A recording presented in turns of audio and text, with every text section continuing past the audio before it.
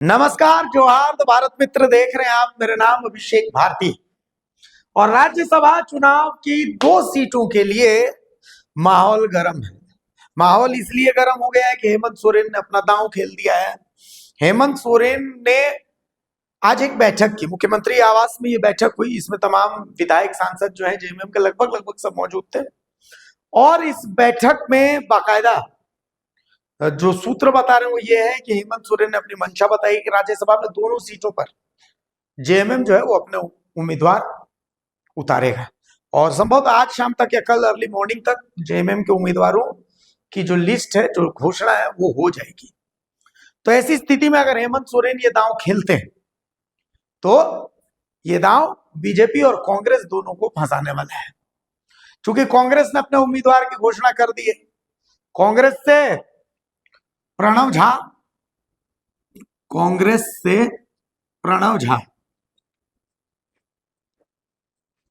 जो है वो राज्यसभा के उम्मीदवार हैं। अब दिक्कत यह है कि प्रणव झा जो है वो तो हो गए हैं, तो अब हम चाहते हैं कि पहले इस बैठक के बाद बैद्यनाथ राम क्या कुछ कह रहे हैं। चूंकि हम तस्वीरें आपको दिखा रहे हैं, ये बैठक की तस्वीरें देख लीजिए और निकलते घुसते लोग हैं। बाकी बैद्यनाथ राम क्या कह रहे हैं आप सुन लीजिए। पूर्व विधायक है लातेहार के, क्या कुछ कह रहे हैं सुनिए। देखिए, जेएमएम के जितने भी कार्यकर्ता है सबकी भावनाओं को ध्यान में रखते हुए ये निर्णय लिया गया कि जेएमएम दोनों सीटों पर चुनाव लड़े और इसके लिए हम लोगों ने माननीय केंद्रीय अध्यक्ष को अधिकृत कर दिया है कि वो अंतिम निर्णय लेंगे।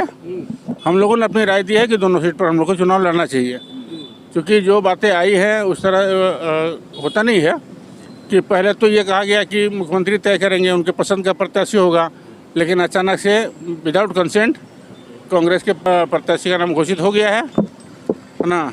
तो सभी सदस्यों की ये राय थी कि मुख्यमंत्री तय करें, दोनों सीट पर हम लोग को चुनाव लड़ना चाहिए। गुजरात की कांग्रेस ने बिना कंसेंट अपने उम्मीदवार के नाम घोषणा देखिए, कर्ताओं के स्पष्ट राय है कि दोनों सीट पर जेएमएम को लड़ना चाहिए चुनाव। क्या फैसला हो गया? हम लोग जितने भी हम लोग बैठक में थे, हम लोगों ने ये भावना से अवगत करा दिया है माननीय मुख्यमंत्री जी को। चूँकि ये गठबंधन के नेता है, इसलिए हम उनको अधिकृत कर दिया गया है कि आप अंतिम फाइनल निर्णय लेंगे, लेकिन लड़ना चाहिए दोनों सीट पर। रणनीति बन गई। तीसरे प्रत्याशी तो आना निश्चित है। भाजपा ने प्रत्याशी देने का घोषणा कर दिया है कि प्रत्याशी देंगे, तो भाजपा को रोकने के लिए आवश्यक है कि जेएमएम दोनों सीटों पर चुनाव लड़े। सीएम का डिसीजन कब तक आएगा, क्या कुछ? अब अभी हम लोगों ने अधिकृत किया है, हमको माननीय मुख्यमंत्री अब तय कर लेंगे। ठीक। प्रत्याशी के नाम की घोषणा कब तक हो जाएगी आपकी? अच्छा भाईनाथ जी, मुख्यमंत्री शाम को 4 बजे दिल्ली जा रहे हैं, सूचना है? सुना आपने? तो जेएमएम 2 सीटों पर उम्मीदवार उतार सकता है। देखिए, राज्यसभा चुनाव का गणित है भाई, 81 विधायक है अपने पास जी। कोटा होता है राज्यसभा चुनाव में, तो 28 वोट चाहिए, विधायक वोट करेंगे। तो भाई जेएमएम अगर 2 उम्मीदवार उतारता है, चूंकि जेएमएम, अब देखिए, जेएमएम, बीजेपी और कांग्रेस ने तो अपना उम्मीदवार कर दिया कि भाई प्रणव झा जो है वो उम्मीदवार होंगे। जेएमएम अगर उम्मीदवार उतारता है तो एक उम्मीदवार, चूंकि 28 वोट चाहिए, एक उम्मीदवार जो है वो तो मिल गया कि भाई कंफर्म है जेएमएम का कि वो जीतेगा। बीजेपी के पास 21 है। बीजेपी अगर थोड़ी और मेहनत करे तो 21, 1 22, जेडीयू सरयू राय 23 और एलजेपी 24 इसके पास हैं। तो ऐसी स्थिति में इसको 4 वोटों की जरूरत है और कि भाई हम जो है अपना उम्मीदवार जो है वो भेजेंगे। तो अब पहले आते हैं बीजेपी में कि बीजेपी से उम्मीदवार कौन हो सकता है। देखिए, बीजेपी से उम्मीदवारों की लिस्ट बहुत लंबी है। कहा जा रहा है कि परिमल नाथवानी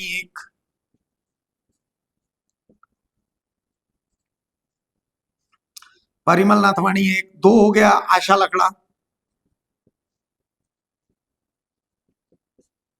सीता सोरेन 3। अब ये 3 नाम हमेशा मार्केट में चल रहे हैं, लेकिन मेरे पास 2 और नाम है जिनको राज्यसभा भेजने की बीजेपी कोशिश कर सकती है और बीजेपी चौंका सकती है। इस नाम से 2 नाम है। एक है मनोज सिंह और दूसरा नाम जो सबसे चौंकाने वाला हो सकता है वो है आभा महतो का।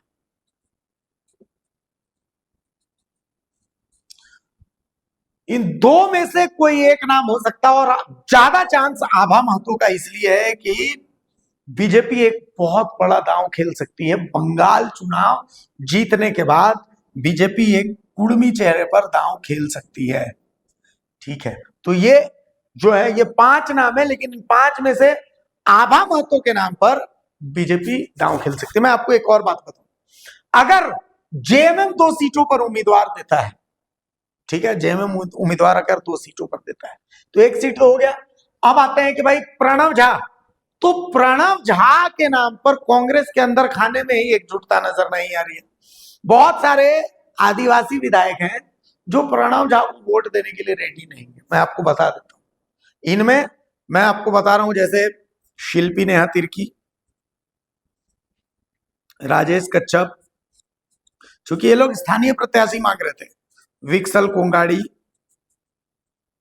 रामेश्वर उरांव,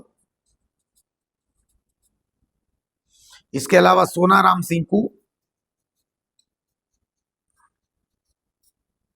1 2 3 4 5 और रामचंद्र सिंह। ये कुछ नाम है जो प्रणव झा को कतई वोट देने में इंटरेस्टेड नहीं है, क्योंकि इन लोगों के नाम, ये लोग स्थानीय लोग हैं और इन लोगों की डिमांड थी कि यहाँ पर स्थानीय प्रत्याशी, लोकल प्रत्याशी देना है। प्रणव झा अपने आप को भले कह रहे हैं कि भाई मैं बोकारो से जुड़ा हुआ हूं और ये, लेकिन प्रणव झा को इनमें से कोई भी स्थानीय प्रत्याशी नहीं मानता है। तो अगर हेमंत सोरेन ये आंकड़ा जुटाना चाहते हैं, चूंकि 34 यहाँ पर इनके पास 6 का आंकड़ा है, इस 6 के अलावा इनके पास ये 6 का आंकड़ा हो गया 12 के अलावा ये 4 का आंकड़ा भी हेमंत सोरेन के पास चला जाएगा, 12 4 16 और 2 आंकड़ा और चला गया तो 16 2 18। तो ये 18 आंकड़ा है। सरयू राय ने स्थानीय प्रत्याशी की मांग की है, तो अगर आभा महतो को यहाँ पर वोट दिया जाता है, आभा महतो या मनोज सिंह को यहाँ पर अगर टिकट दिया जाता है, तब तो सरयू राय इधर देंगे वोट, वरना सरयू राय इधर जा सकते हैं। एलजेपी के लिए आपको विधानसभा में याद होगा, जनार्दन जी के लिए साफ साफ हेमंत सोरेन ने कहा था कि भाई भले वो उधर बैठे लेकिन है तो हमारे ही। तो सिचुएशन के हिसाब से एलजेपी भी इधर उधर जा सकता है, स्थानीय के नाम पर जयराम महतो भी इधर जा सकते हैं। तो कुल मिलाकर के 20-22 वोट तक तो हेमंत सोरेन आसानी से मैनेज कर देंगे। तो अगर 20-22 वोट तक हेमंत सोरेन मैनेज कर सकते हैं, तो असली जो लड़ाई होगी 2 नंबर सीट पर, वो सीट बीजेपी वर्सेस जेएमएम ही होने वाली है। मैं आपको बता दूं कि कौन कितने एमएलए खरीद सकता है, कौन कितने एमएलए खरीद सकता है, और यहां से नुकसान कांग्रेस को ही होने वाला है। चूंकि अगर जेएमएम ने 2 सीटों पर प्रत्याशी दे दिया, तो ये लिख करके ले लीजिए कि आने वाले समय में झारखंड कांग्रेस टूट जाएगी। एकदम लिख करके ले लीजिए, एकदम गारंटीड है कि ये कांग्रेस टूट करके और हेमंत सोरेन से जाकर के मिल जाएगी। अब वो बिरसा कांग्रेस होगा या उलगुलान कांग्रेस होगा, कोई भी कांग्रेस हो सकता है, लेकिन ये कांग्रेस अगर हेमंत सोरेन ने 2 सीटों पर प्रत्याशी दे दिया, तो इसका मतलब पटकथा लिखी जा चुकी है। राज्यसभा भले बीजेपी जाएगी दूसरी सीट से, लेकिन कांग्रेस टूटेगी अगर हेमंत सोरेन ने 2 सीट पर प्रत्याशी दे दिया तो। और अगर नहीं देते हैं तब तो 1 seat JMM, 1 seat BJP. Congress का जाना कतई संभव नहीं है। हालांकि कांग्रेस ने अपने बद पिटवाने के लिए प्रत्याशी दिया है, कोर टीम के एक सदस्य को दिया है, जो राहुल गांधी के कोर टीम के सदस्य हैं, नीति निर्धारण करने वाले हैं प्रणव झा। तो ऐसी स्थिति में राज्यसभा चुनाव बहुत इंटरेस्टिंग रहने वाला। राज्यसभा चुनाव का पूरा समीकरण आपके सामने हम लेकर के आ गए हैं। कुल मिलाकर के यही समीकरण रफली रहने वाला है राज्यसभा चुनाव में। बीजेपी पर अब दांव है कि बीजेपी प्रत्याशी, अगर बीजेपी आभा महतो को प्रत्याशी बनाती है, तो ऐसी स्थिति में बीजेपी का गेम बहुत मजबूत रहने वाला है। अगर बीजेपी आभा महतो की जगह किसी और को प्रत्याशी बनाए, मतलब मनोज सिंह, परिमल नाथवानी जैसे लोगों को बनाए, तो फिर थोड़ा सा समीकरण जो है वो चेंज हो सकता है। नमस्कार, जोहार।